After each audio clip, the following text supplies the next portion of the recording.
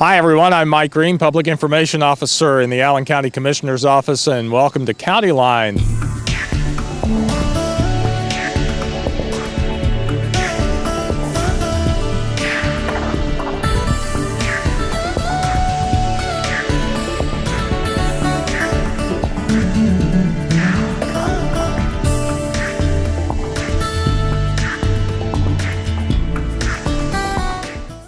Hi everyone, I'm Mike Green, Public Information Officer in the Allen County Commissioner's Office, and welcome to Countyline, the program featuring news and information about county government. And does this place look familiar to you at all? We were here not that long ago. In fact, we were here a year ago. It looked quite a bit different then, as you probably noticed. We had one of the most severe droughts in our region in a number of years. It caused havoc for agriculture crops in our community, our corn crop, our soybeans, our wheat, and our hay. All of those things suffered just a year ago. But now, when you take a look a year later, the corn, high as an elephant's eye, I think is how the song went. It's certainly improved here in Allen County and throughout the state of Indiana. Gonzalo Martin is the agriculture educator at the Allen County Extension Office. He hasn't changed much to Not much, just a year older. But my things are so much better right now. First of all, Gonzalo, thanks for joining us again. My pleasure. We have had much better rainfall than we did last year. Kind of give us an update on how our crops have been doing here in Allen County. When you look at 2013 versus 2012, there has been a tremendous difference in terms of what the crops look like this year. Last year we had a major drought, hadn't had a drought like that in the past 10 years. And so we took a beating on the yields in all of our crops, corn, wheat, and soybeans. Even the hay fields last year, most farmers were not able to get the full cuttings that they normally get. And so we had a shortage then, even in hay for a lot of the livestock producers. Yeah. But things have changed now. What kind of yields are we looking at so far? What are the latest projections that you're hearing? What we're looking at now yield-wise, last year what we were reaching, or what we did get here in Allen County, for an example, was about 109 bushels per acre on the corn. What we're looking at this year, early projections are, the way things are going right now, we're looking at least 162 to 169 bushels an acre. Wow, that's something else. And our soybeans are doing pretty well. Now I know as we're recording this, we haven't seen quite as much rain as we would like to see here toward the end of summer, and that's starting to draw a little bit of concern. There's a little bit of concern for the soybeans. We believe that the corn is going to be fine. The corn has pretty well made itself. Oh yeah. but the soybeans, we will have a problem with the soybeans. Now the soybeans have pretty well made in terms of the number of pods on a soybean plant and those kinds of things. The problem is the size of the pod. With the weather conditions being what they are, we could use some moisture right now. We need some rain. If we can get some showers pretty soon, what'll happen is, you may get 3 pods per seeds per pod, for an example. The difference is, or what makes the yields, is the size of those pods. What we're looking at right now, if we don't get some rain pretty soon, some moisture there for those soybeans, the pod's going to be much smaller, which means then we're going to have less yields perhaps in the soybeans. But the corn is pretty well done. If you look at this field behind us, last year the fields were not this high. Oh gosh, no. And the corn, they were very skinny. Right. Let me show you something here. If you look here, these are the kind of ears we've got this year. Let's see. The corn is made. These are the kinds of ears we've got this year. When you look at this, that's good. So you look at that. Oh, very good. Yeah. Right. Now this here is what we got last year. You can see the difference. Look at this. You can see the difference. This is 212. This is 1312, and this is this year, 2013. Right. So you can see the difference. You can see the signs, and this only tells you here that you've got to have much better yields than you did last year in 2012. And I know that some harvesting is already taking place. We were just traveling, my family and I, recently from through Kentucky, up back through Indiana, and Right. notice that tractors are out in the fields, combines are out there. They're already starting. That's right. They've began. Right. They've began to do some harvesting, and what I'm hearing in those areas, yields are fine. Yields are excellent. And the other importance about soybeans, you were talking about important that we have yield, because people sometimes forget the use that we make out of soybeans. We're using it in so many things nowadays. Yes, we are. When you look at soybeans, of course, is used in feed, but soybeans are used for about 40 or 50 different things that people never even thought about. And so when we have problems then in our fields, for example, soybeans, it hurts more than just the feed aspect of Right. it. It hurts other pieces of the industry where soybeans are being used. So people need to keep that in mind. People also sometimes forget the importance that agriculture has on our economy in Indiana and in Allen County. It really is a vital part of economy. Right, and that's one of the major problems we have, getting people to understand the importance of agriculture to Allen County.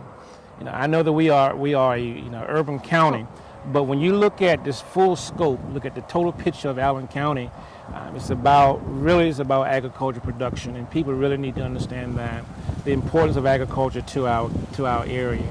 And as these production yields increase over the last year, that's important to us also. In terms of overseas markets, I know we're a big competitor as far as that goes, and we're a big producer for the world, Right. Not just our nation. Right. When you look, when you look at the United States, Indiana ranks real high in terms of its capability to produce in the Midwest and in the nation as a whole. But when you look at production of corn, for an example, when you look at the production of field corn in the state of Indiana compared to other states, we rank 4th and 5th every year in corn production. If we don't rank 4 in corn, we'll rank 4 nationwide in soybeans. So we're ranking either 4 or 5 nationwide in corn, bean, and soy production every year. So we are a key player in the production of corn and soybeans in the Midwest as well as in the nation. We export a lot of our products, and that's another tremendous market for us as well. But as you and I were talking about before we started the interview, we're starting to see more competition from other foreign countries. And that's correct. We've got more competition now than we've had in the past. And I think we're going to see more competition from places like Brazil and Argentina. When you put those two together now, they are beginning to get more corn share worldwide than we are. We're still the leader by far, but when you start putting some of those other countries together, they're taking tremendous amount of market share from us, but by far we're still leader in terms of corn and soybean production. And that's because they're finding that they're increasing their usage of land for agriculture, whereas we've kind of tapped out. And that's exactly right.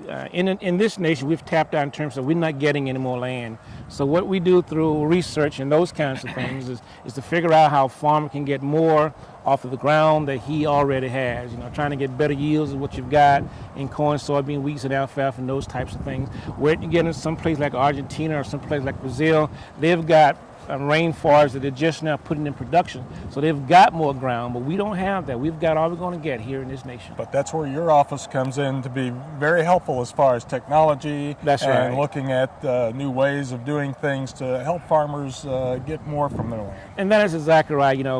Purdue being a research-based institution, everything that we do is about science-based research. And that's what we are about, is educating the area farmers in terms of making sure that they're getting the maximum amount of yields from their grounds, whether it's corn, soybean, wheat, or alfalfa, maximum production, and we're increasing those all the time. So check the Purdue Co-op Extension Service office. They have a lot of ways they can help you. Of course, Mother Nature is the best way of helping, and that's she's exactly certainly right. come through this and year. You can see the difference this year. Oh, man. 2013 versus 2012. Mother Nature did it all. Okay. Gonzalez, thanks for being with us. Thank you. Appreciate it very much. Again, Purdue Cooperative Extension Service Office, which is located on the IPFW campus here in Fort Wayne. You can always call their office or stop by. They've got a lot of good information for you, latest in technology and ways to help increase that corn production, soybean production, whatever you grow as a farmer, even your vegetable gardens. That's exactly right. They can help you out.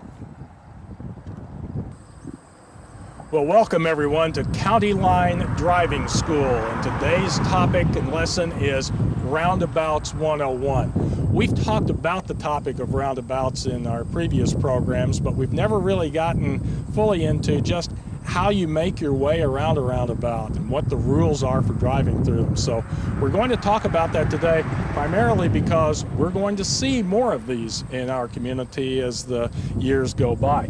Kyle Windling is with the Allen County Highway Department, and he's here to help us give you some tips on how to drive through roundabouts and what to expect. First of all, Kyle, thanks for joining us. We appreciate it.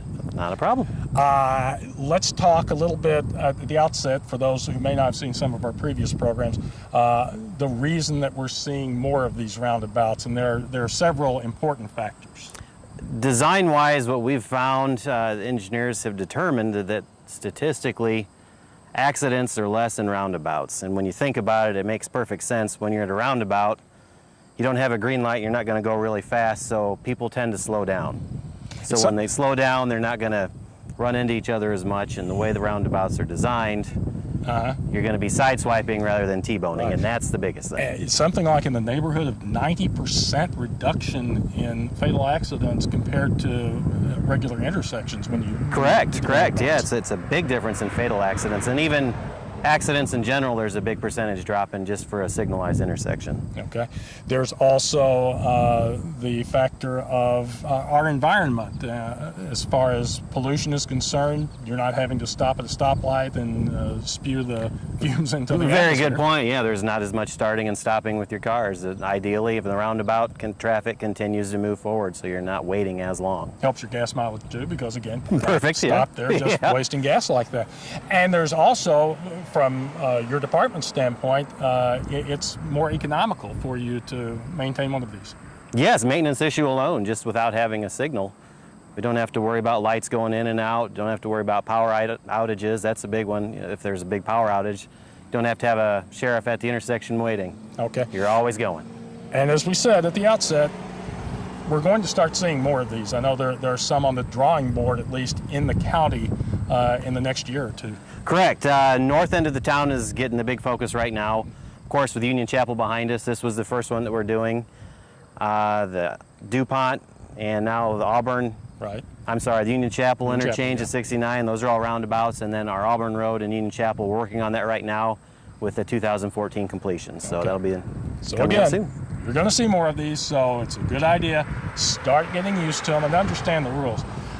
To me, at least, Kyle, from all the research and reading I did on these, to me the most important part, at least at the beginning, is you're going to have to kind of know your destination and where you're going so that you can get into the proper lane. It would help.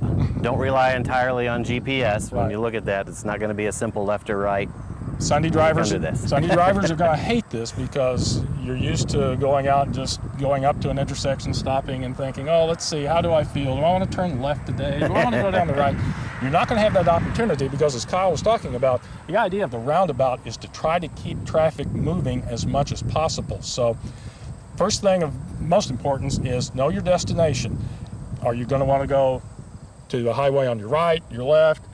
You want to go straight. In this case, here at Diebold and Union Chapel, you really can't go straight at this one, because it's kind of where a T intersection would normally be. Correct. So once you've determined which way you need to go, then you need to start looking for this sign or something similar to it. This sign directs you as to which lane you need to get in. So kind of explain what we're looking at here, if you would, Kyle. As confusing as it might look at first, it actually makes complete sense. The intention of this is that circle is actually that center island in the roundabout, and not just the concrete island you pull up to. So the intent of this is, if you're in the left lane, you're going to be driving directly around the island to the left and exit. So in this case, this would be your left turn. If you're in the right lane, ideally what you're going to do is make your immediate right turn, or in this case, since this is a dual lane, you're going to be able to go around the outside lane, and then we'll be able to continue on to the right. Now that's the case for most of the multi-lane. Single lanes are pretty simple. Straightforward. You can pretty much exit in any direction on a single lane. Correct.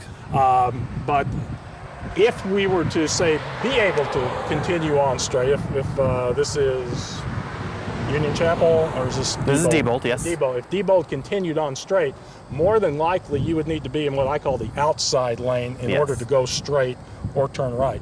Now the inside lane also allows you to make a U-turn if you need to. In other words, you can get back and go the opposite way here on Diebold. Correct, yes, and that would be in case someone on 69 turned right and realized, oh, I wanted to go to Auburn, then come down here, inside lane, completely U-turn around the island on the inside lane and then head back towards 69. So let's assume, like some of these cars we're seeing are, that they're in the proper lane they need to be. Right now, here's a situation where a car is getting ready to enter. Well, I thought we were going to have one that was also going to be in the roundabout at the same time. But the rule, as far as that goes, is anything that's in the roundabout has the right of way before you enter. If you're pulling up to the roundabout, it is your job. You yield to the person on the inside. And that pertains to either vehicles or pedestrian or bicycle traffic. Yeah, pedestrian, give them the right of way. And you can see where the pedestrian and bicycle lanes are for crossing the road. Okay, so once you are in the roundabout, the idea is to get in directly into the proper lane. I think some people sometimes get the idea when they're looking at some of these that, okay, if there's a car on the inside lane, I'm coming in the outside, but I want to go inside, I'll just use that outside lane to merge over. And the idea really isn't to pass or change lanes once you get into the roundabout. Correct. Ideally, you'll stay in the lane, but I can't stress enough. Be smart and anticipate that the person may or may not know their way around it. So I would wait. Certainly at the start. Yeah, at the start. Until we get used to it, I would anticipate that that person may or may not merge. So there again, at the yield, wait for them when there's a good opportunity. Yeah, you want no matter which lane you happen to be in, and really no matter which lane the current vehicle in the roundabout's in, wait and let them pass. And ideally, then get into the lane you need to get into. As we say, get into that lane, stay in the lane until you're ready to exit. Don't change lanes, don't use it as a passing lane for certain. Now, there's a feature that we'll take a look at in just a moment. Right in the middle in the island, you have kind of a truck apron out there. Talk a little bit about the purpose of that. Well, the truck apron really is just a design feature, especially in rural areas like this where you might have larger equipment, perhaps farm equipment, or in this case, since we're close to the interstate, you can figure for semis. It just gives them that little extra room to make that U-turn or to make a turn going around the roundabout. With the 2-lane, it's plenty wide enough, but you never know. Might not be an experienced driver, so you give them the extra room. And another important thing to keep in mind for big vehicles, school buses, tractor trailers, anything like that, you never want to try to drive side by side with one of those while you're in that roundabout. Give them the benefit of the doubt and just give them the room, make it safe for everybody. And mainly because if they're going to be making a right-hand turn to exit, usually they need more room. I mean, they usually make the wider right turns. Very good point, very good point. The thing you don't want to do is be side by side, because you'll probably be in their blind spot, they won't see you, and that's when you're going to have a side-to-side collision. Okay, and then once you get to your point, obviously you exit. Now, emergency vehicles.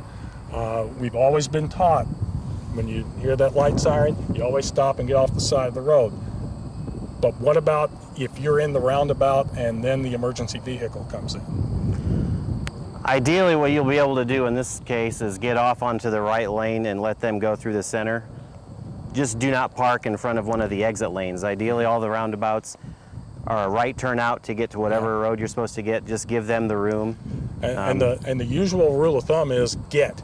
You want to get to the exit you're going to. Yes. Because with a roundabout, an emergency vehicle isn't going to be able to go 50, 60, 70 miles an hour. I mean, they're going to be somewhat limited to the speed so it's not like they're going to be trying to fly past you if you're already in the roundabout and they're getting in. So get to the exit you need to get to, get off, and then as soon as it's clear and as soon as you're clear of the roundabout and it's safe to do, get to the side of the road, let the emergency vehicle get past you if they're exiting the same place. Yes, and this is a definite advantage that Allen County has done with the dual lane.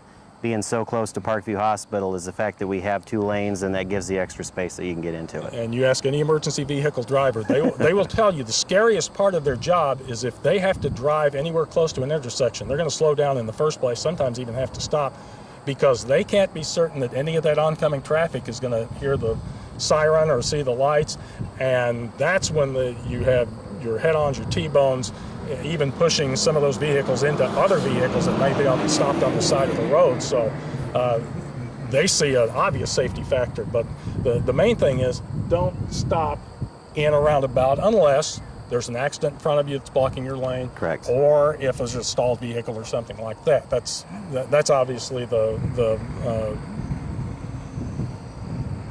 smart move. thing that you're going to have to do. So you can go around them at that point. But for the most part, don't stop. Don't make passes in the roundabout. Keep going, but know in advance which lane you need to get in. Yeah, ideally is you'll be prepared before you get there. You know if you're going to turn left, instead of making an immediate right, you'd want to probably be in that left-hand lane. Right. And this is, as we mentioned, this is a multi-lane three-way. Most would be multi-lane four, but you were talking up at the interchange here near the interstate. That's, I forget what the term is. There's actually almost like two roundabouts. It is. I think they close. called it a dog bone or Dog something bone, to that that's it. effect, yes. So, and that takes a little bit to figure out. But again, if you look for the signs, those are the big things that'll help you the most. Yes. And if you just remember the basic rule for most of them, not in this case, but for most of them is outside lane lets you go to the highway on the right if that's where you want to go, or if you want to continue straight, the highway you're currently on. Inside lane allows you to go straight, access the highway on the left, or make the U-turn if you need to. Very good. Safe. Thanks. I've read all about this, folks. It took me about 15 minutes. And yeah, I'm still a little intimidated from time to time when you get up here, but once you've read it, once you can see the pattern that's outlined, it looks pretty easy and simple and something that people get used to driving a lot. I think they're going to like it eventually. Yeah, and I actually believe there's some videos on the NDOT website, because I know they're a big push with Union Chapel and DuPont being the new roundabouts. They're trying to inform as well, so that's another option. Okay, Kyle, thanks a lot for joining us, talking about the roundabouts, how you get around them. They're here to stay, folks, and there's going to be more of them coming. So you can go online, and if you watch our video, there are other videos that are available out there that explain a little more about how you drive them. Get out and try them. We think you'll like them eventually. Well, as summer draws to a close, we start anticipating fall-like weather, and we also begin to anticipate a couple of big events that take place here in our community, and our Allen County Parks Department is heavily involved in both of these events. We're here at Matea County Park in northeast Allen County, and Bob Dispenza is the manager here, and he's going to talk to us a little bit about both of these events and how you can participate. Bob, always good to see you again. Thanks for coming back, Mike. And I see you have your trusty Trailblazing stick here because the Allen County Trailblazers program is getting ready to start up again. The kickoff event just occurred on September 1st, but the good news is you still have an opportunity to become involved. So kind of explain to folks exactly what the Trailblazer program was all about. Well, we kind of based it on a program that came out of Ohio, and we got together, a whole bunch of us resource-based organizations, and put together a list of trails, and that changes every year. It's 15 trails that people can hike and see different parts of the county and see different natural areas they might not visit otherwise, and get out and get some exercise in the fine fall weather, and get an award at the end of it for that. And so we encourage people to sign up by going to the website, allencountytrailblazers.org, and we just like people register so we know how many are coming, and we can get our awards ready. And then go out and hike, get a form, put the date on that you hiked, and bring them back in and get your award for going out and seeing nature. As we say, Allen County Parks is heavily involved in it because you have hiking trails here at Matea and also at Fox Island Park that are involved. But tell us about some of the other folks who are involved in this. Well, there are 4 trails that are in Acres properties. There's a couple of trails in Fort Wayne City Parks. New Haven Parks has a couple. Fort Wayne Trails has a couple. And Little Rivers Wetland Project has, I think, 3 this year. So we have scattered throughout the county. There's going to be a park near you, or a preserve near you, that will have a trail that you can hike on. And there's others around the county that you may not have visited before that we'd like you to come and see. And that's really the aim of it, because you were telling me beforehand that you're seeing participation increase. This is, I think, the 3rd year for the program. You're seeing participation increase each year, and you're getting feedback from folks who say, I didn't know this was here. We also get businesses in the community interested in sponsoring this too. Parkview Live and PHP are both our sponsors this year, and they're helping make this program free to county residents. The only thing you have to pay for is $3 for a hiking stick if you want one. And this is the stick that we're talking about. And as you mentioned at the end, there are 15 trails total out there. You have to complete 10 of the 15, and when you do that, tell us about. It's right here, if we can get a shot of that. Tell us about that. That's this year's. It's brown this year. And next year we're going to change the design to something else, along with changing our trails to a different set of trails. And so eventually people who participate in this for a while will just have a line of medallions running down their stick, and give them some incentive to keep going out there and doing it again if they want to keep going and keep building up on that stick. Yeah, the program just keeps getting popular. You'll have to turn the stick around and use the other side. But you've also got the emblems of the different organizations that are involved. So the stick is, I believe, what, $3? That's right. You can get that either at Fox Island County Park or Mattea County Parks Nature Centers. The Fort Wayne City Parks office has some, and the New Haven Parks office has some. You can also get your awards there at the end. You have until January 3rd to get your award, but the actual trail hiking goes from September 1st to November 30th, so plenty of time. So you have to finish 10 of the 15 by November 30th. Now, some of the trails are designated, most of them actually are designated as easy, but there are a few that are moderate. Kind of give us an idea, what's the difference between the easy and the moderate? Easy is going to be mostly level. Some of them are paved. The moderates are going to have a little bit more vertical topography to them, some more hills, some steps, some things like that. So we don't really have anything that's particularly difficult. Some of them are longer than others. There's some that are less than a mile and some that are over 2 miles, and so that's something to consider too. But you can assemble, out of that 15, you can assemble 10 hikes that you would enjoy doing, and that's what we're hoping you will. Yeah, and again, you can go to the website, allencountytrailblazers.org, and they'll have a list of the different places, along with indication of how much mileage is involved, whether it's easy or hard, and a little information background for you. Okay, so you're getting your exercise in with your 2 legs, but there's also a chance to get some exercise in with 2 wheels if you have a bicycle, and that's the annual NEAT bike tour. Tell us what NEAT stands for and a little bit about the tour. It's Northeast Allen Tour, but it doesn't just include Northeast Allen because some of the longer routes go up into southern DeKalb County. Every year we do this first Saturday in October, same as this year, and we have 3 different routes, a 20, a 40, and a 62-mile route that can get you out just about anywhere you want to go depending on your ability. We provide a great lunch for you and some places to stop and get snacks, and some great scenery out here in Allen County in the fall. You get to see the crops getting ready to be harvested, the trees starting to turn colors. It's really a very nice time to go riding. And the emphasis is on the word tour. This is not a bike race that you're talking about. You're talking about a tour, and as you mentioned, there are different lengths that you can choose to participate in, and some of them will even go outside Allen County. That's right, and it's a big tour. Like you said, it's just to get out there, have a good time, not go too fast. We get a lot of help from the Sheriff's Department that helps us with crossing some of the busier roads. They've always been a big help to us. And we have to move our route a little around because of construction, but we will have maps available for people who register who can, they'll be able to find their way very easily. The route's very clearly marked, and we try and keep them sustained with healthy, good food and a place to rest if they need. And we have the van out there in case their bike breaks down. We can help them. And of course, wear your helmet. You have to have a helmet to participate in that, along with a bike. And I think the also great thing about this is you don't really have to register in advance. You can come the very day of the event and participate. Yes, it is. You can get a little discount by registering early. But if you want to just come that day and decide, yeah, it's too nice a day to sit inside, let's go ride, you can do that too.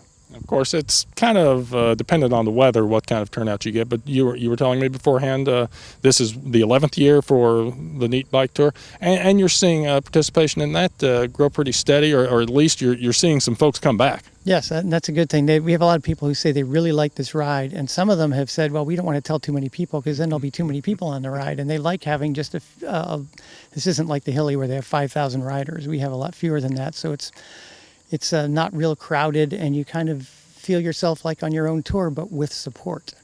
And once again, a situation where people say, I wasn't aware that we had this in Allen County, so it really gives you a great opportunity to see a lot of where we live. Yep, the tour starts and ends here at Mattea County Park, and you can pretty much pick your route, and we try and go through some of the more scenic parts of the county, which means some of them are a little hilly, but as long as you have a good bike and you're in relatively good shape, you'll do fine. And how can people find out more about the bike tour? We already have the registration form up on the county parks website, allencountyparks.org, and we also will be distributing some of those to local bike shops so you can pick them up there. Okay, well, look forward to both of them. And Bob, thanks again for being with us. We appreciate it. It's always good to talk to you and always good to get the word out about these two events. AllenCountyTrailblazers.org to find out about the hiking program that's here throughout Allen County, and then AllenCountyParks.org. And if you go there, look for the Neat Bike Tour 13 logo, and you can click on that, and you'll find out more about the great biking event they'll have here first Saturday in October. Thanks again, Bob. Thank you, Mike. Well, that does it for this edition of County Line. Thanks for watching. Remember, you can watch this program and all our previous episodes online on our video on demand service, as well as our YouTube channel. Get there by going to allencounty.us. I'm Mike Green, Public Information Officer in the Allen County Commissioner's Office, and we'll see you next time on County Line. If I can figure out how to get around this thing again, let me see. He's not going. I'm gonna go. And he said turn right, didn't he? I think this is how you're